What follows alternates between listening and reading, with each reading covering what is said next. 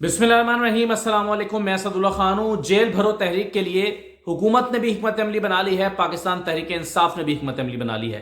तहरीक इंसाफ ने भी इसको एग्जीक्यूट करने के अमल का आगाज कर दिया है और हुकूमत भी उसने भी अपनी चालें चलना शुरू कर दी हैं। अब हुकूमत क्या कर रही है, तहरीक इंसाफ क्या कर रही है और दोनों में से किसकी हिकमत अमली बेहतर है, पहले तो इसी पे बात कर लेते हैं। देखिए, पाकिस्तान तहरीक इंसाफ ने मुशावरत के बाद यह फैसला किया कि 5 या 6 इंपॉर्टेंट रहनुमा गिरफ्तारी देंगे और 6 इंपॉर्टेंट रहनुमाओं के बाद 200 कारकुनान उनके साथ गिरफ्तारी देंगे।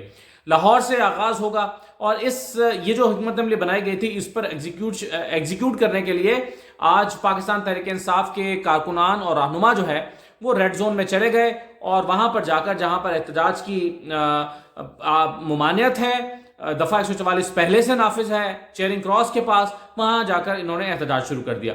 और जो 5 रहनुमा हैं जिनके नाम फाइनल किए गए थे कि ये गिरफ्तारी देंगे, उनमें साबिक गवर्नर और मुशीर दाखिला पंजाब उमर सरफराज चीमा साहब शामिल थे। सेनेटर वलीद इकबाल साहब का नाम तजवीज़ किया गया था या उनकी गिरफ्तारी के लिए नाम फाइनल हुआ था। मुराद राज साहब थे, शाह महमूद कुरैशी, असद उमर, आजम सवाती, इन लोगों के नामों पर गौर हुआ था। आजम सवाती साहब के हवाले से कहा गया था कि उनकी मर्जी है, सवाबदीद है, वो अगर चाहें तो गिरफ्तारी दें। लेकिन हुआ यह है कि जब प्रिजन वैन में सब जाकर बैठे हैं तो प्रिजन वैन में इनमें से उमर चीमा साहब, मुराद राज, शाह महमूद कुरैशी, असद उमर, आजम सवाती साहब, ये सब वहां पर मौजूद थे और प्रिजन वैन में के अंदर चले गए और पुलिस से कहा कि उनको गिरफ्तार कर लिया जाए। लेकिन पुलिस ने उनको फिलहाल गिरफ्तार ना करने का फैसला किया और उन्होंने कहा कि हमें इस गिरफ्तारी के लिए कोई ऑर्डर्स नहीं हैं। लेकिन बहरहाल कारकुनान चार्ज्ड हैं, प्रिजन वैन के ऊपर चढ़े हुए हैं, सड़क पर मौजूद हैं, नारेबाजी कर रहे हैं, गिरफ्तारी पेश करने के लिए तैयार हैं।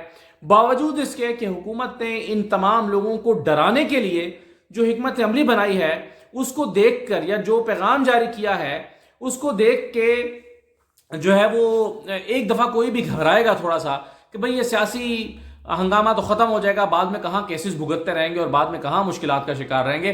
तो हुकूमत की तरफ से या जो ऑफिशियली तो ज़ाहिर जारी नहीं किया गया, लेकिन जो पैगाम जारी करवाया गया है मुख्तलिफ सोशल मीडिया प्लेटफॉर्म्स पे कम्युनिकेट करने के लिए, ताकि ज़्यादा से ज़्यादा लोगों को डराया जा सके और ज़्यादा से ज़्यादा लोगों को कम्युनिकेट किया जाए कि अगर आप गिरफ्तारी देंगे तो फिर इसके कॉन्सिक्वेंसेस सिर्फ ये नहीं है कि आपको जेल में डाला जाएगा और चंद दिन के बाद छोड़ दिया जाएगा, बल्कि इसके तवील कॉन्सिक्वेंसेस होंगे। वो क्या है वो मैं आपके साथ शेयर करता हूं और वाकई वो परेशान कर देने वाले हैं। वो क्या कॉन्सिक्वेंसेज हैं उस पर बात कर लेते हैं। लेकिन ये जो अभी 5 लीडर्स की गिरफ्तारी और 200 कारकुनान की गिरफ्तारी के लिए बहरहाल तहरीक इंसाफ ने एक मजमा, एक रौनक जो है वो, या जेल भरो तहरीक के लिए एक जो कहना चाहिए उसका आगाज है वो कर दिया है। बहुत सारे लोगों का ये ख्याल था कि तहरीक इंसाफ सिर्फ जुबानी कलामी बात कर रही है, जेल भरो तहरीक की नौबत नहीं आएगी, ये गिरफ्तारी पेश नहीं करेंगे, सिर्फ जुबानी कह रहे हैं, सिर्फ ये मीडिया टैक्टिक्स हैं। लेकिन आज अमली तौर पर जेल भरो तहरीक के लिए जो है वो पाकिस्तान तहरीक इंसाफ के लीडर्स मैदान में पहुंच गए। अभी हुकूमत पर है कि उनको गिरफ्तार करें। अब हमें ये पता चल रहा है कि हुकूमत ने यह फैसला किया कि वो इन लीडर्स के खिलाफ मुकदमात तो दर्ज करेगी, संगीन मुकदमात दर्ज करेगी, लेकिन अभी उनको गिरफ्तार नहीं किया जाएगा। इसका मतलब यह है कि अगर गिरफ्तार किया जाएगा तो तहरीक इंसाफ के लीडर्स का या तहरीक इंसाफ का मकसद पूरा हो जाएगा। तो अभी उनको उनके मकसद में कामयाब नहीं किया जाएगा। कल को उनको डराने के लिए या उनसे सियासी बदला लेने के लिए या उन पर दबाव डालने के लिए उन मुकदमात को फिर एक्टिव कर दिया जाएगा। और जब ये गिरफ्तारी नहीं चाहेंगे और चाहेंगे कि मुकदमात खत्म कर दिए जाएं, उस वक्त इनको गिरफ्तार किया जा सकेगा। यानी इन तमाम के खिलाफ बैकअप में मुकदमा मौजूद होगा। जब ये नहीं चाहेंगे या इनकी गिरफ्तारी मतलूब नहीं होगी तब गिरफ्तार कर लिया जाएगा। मसलन आज शाह महमूद कुरैशी साहब जो है वो गिरफ्तारी पेश करने के लिए जो है वो जाते हैं, उनको गिरफ्तार नहीं किया जाता, खाली मुकदमा दर्ज किया जाता है। तो फिर जब वो इलेक्शन लड़ने जाएंगे तो उनको परेशान किया जा सकता है। तो इस तरह की हिकमत अमली यानी सियासी जद्दोजहद के नतीजे में एक क्रिमिनल नौयत की हिकमत अमली बनाई जा रही है। अच्छा, मैं अब आपको बता देता हूं कि क्या पैगाम सर्कुलेट हो रहा है और ये पैगाम जो है वो क्या है जो हुकूमत की तरफ से जो है वो ऑफिशियली या अनऑफिशियली सर्कुलेट किया जा रहा है। वो ये है कि जो भी तलबा जेल भरो तहरीक में शामिल होंगे उनका कॉलेज और यूनिवर्सिटी से दाखिला कैंसिल कर दिया जाएगा। पहले नंबर पर तो तलबा को डरा दिया गया, क्योंकि इमरान खान की जो तलबा में एक बड़ी جو سپورٹ ہے وہ موجود ہے. تو سب سے پہلے طلبہ کو ڈرایا گیا کہ وہ نہ آئیں. دوسرے نمبر پہ کہا گیا ہے بزنس کمیونٹی کو کہ جو کاروباری افراد اس احتجاج میں حصہ لیں گے ان کا لائسنس چیمبر آف کامرس سے منسوخ کر دیا جائے گا, وہ بزنس نہیں کر سکیں گے. تیسرے نمبر پہ جو بھی طلبہ اس احتجاج میں قانون کو ہاتھ میں لیں گے ان کا کریئر سرٹیفکیٹ نہیں بنے گا. اور آپ جانتے ہیں جب ان کا کریئر سرٹیفکیٹ یا کیریکٹر سرٹیفکیٹ کیریئر سرٹیفکیٹ کہہ رہا ہوں, کیریکٹر سرٹیفکیٹ, ان کا جب کیریکٹر سرٹیفکیٹ نہیں بنتا تو ان کا آگے ایڈمیشن نہیں ہوتا, کیونکہ ایڈمیشن کے لیے ایک ریکوائرمنٹ ہے کہ کیریکٹر سرٹیفکیٹ بھی بنایا جائے. تو کہا جا رہا ہے کہ جی ان کا کیریکٹر سرٹیفکیٹ نہیں بنایا جائے گا جو طلبہ اس میں حصہ لیں گے. پھر گرفتاری دینے والے لوگوں کا کرمنل ریکارڈ چیک کیا جائے گا. گرفتار شدگان کے ٹیکس اور بینک ریکارڈز کی بھی جانچ پڑتال کی جائے گی, یعنی ان کے اوپر FBR کے مقدمات بھی ڈالے جا سکتے ہیں, باقی جو ہے وہ چیزیں بھی ڈالی جا سکتی ہیں کہ انہوں نے ٹیکس ادا نہیں کیا, ٹیکس چوری کے مقدمات بھی ڈالے جا سکتے ہیں. تو یہ تمام چیزیں ان لوگوں کے خلاف جو احتجاج گرفتاری دینے کے لیے آئیں گے ان کا کرمنل ریکارڈ چیک ہوگا اور ان کے سارے ٹیکس اور بینک ریکارڈز بھی چیک کیے جائیں گے. پھر کسی بھی بدعنوانی یا کرمنل کیس میں ملوث گرفتار شدہ افراد کے خلاف فوری کارروائی کا آغاز کیا جائے گا. لاہور کی جیلوں میں قیدیوں کی گنجائش نہیں, لہٰذا ان کو میاں والی اور ڈیرہ غازی خان کی جیلوں میں منتقل کرنا پڑے گا.